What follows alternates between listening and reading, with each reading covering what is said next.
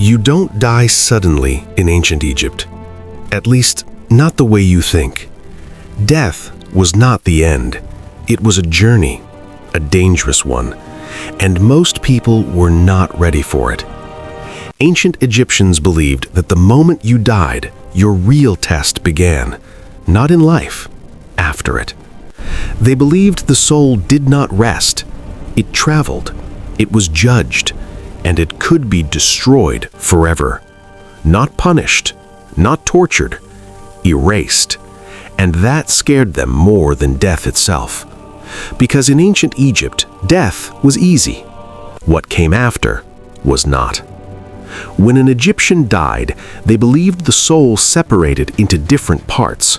Not one soul, not two, but many.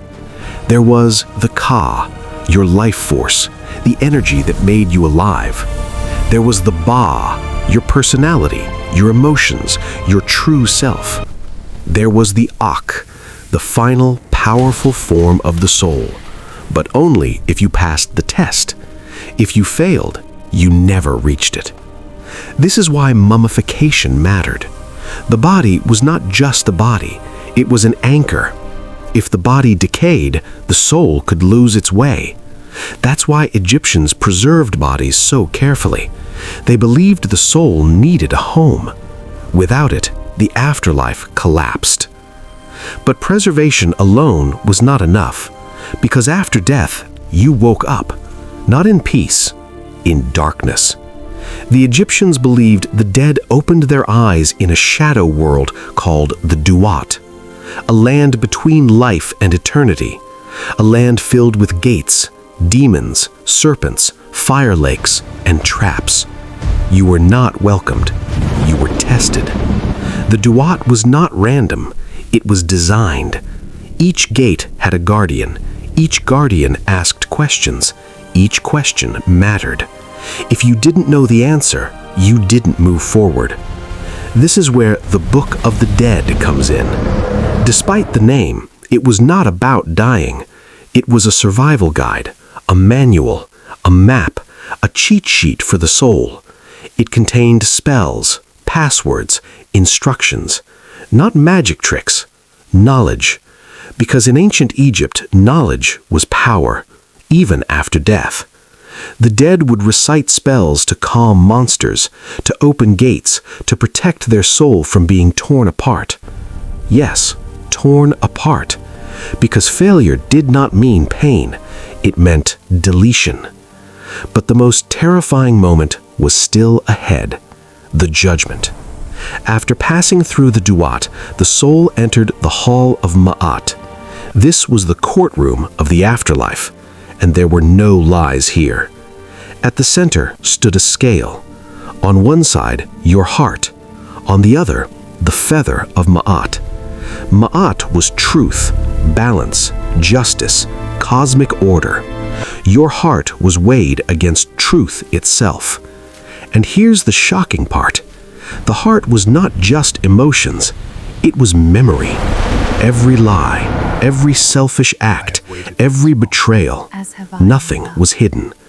The gods watched in silence. Osiris sat on the throne. Anubis adjusted the scale. Thoth recorded the result. And waiting below was Ammit, a creature with the head of a crocodile, the body of a lion, and the back of a hippo. If your heart was heavier than the feather, Ammit devoured it. And that was it. No hell, no suffering. You ceased to exist. Your soul shattered, your name forgotten, your consciousness erased forever. To ancient Egyptians, this was the worst fate imaginable, eternal nothingness.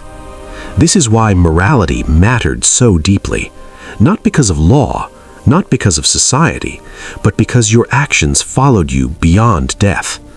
And here's something most people don't realize. The Egyptians did not believe perfection was required. They believed balance was. You didn't need to be flawless. You needed to be honest. This is why many tombs included a declaration, a list of things the dead would say. I did not steal. I did not kill unjustly. I did not betray. I did not cause unnecessary suffering. Not claims of greatness, claims of restraint, because the afterlife rewarded integrity, not power. If you passed the judgment, you entered the field of reeds. This was their version of paradise, but it wasn't clouds and angels. It was life perfected. You farmed, you built, you reunited with loved ones, but without hunger, without pain, without decay. It was a continuation of life, not an escape from it.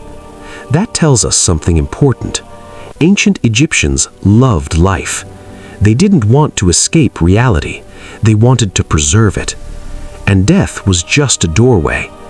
But here's the final shocking truth.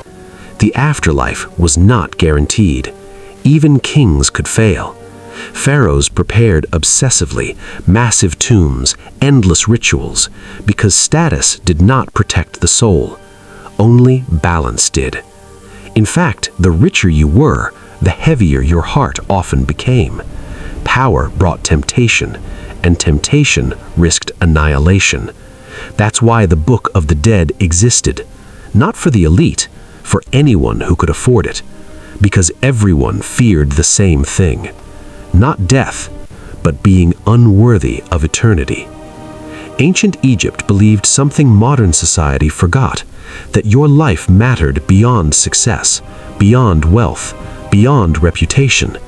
It mattered in silence, in choices no one saw, because one day your heart would speak for you, and there would be no excuses, no explanations, only wait. So the question ancient Egypt asks you is simple. If your heart were weighed today, would it be light or heavy? Because according to them, that answer decided everything. And they believe it still does.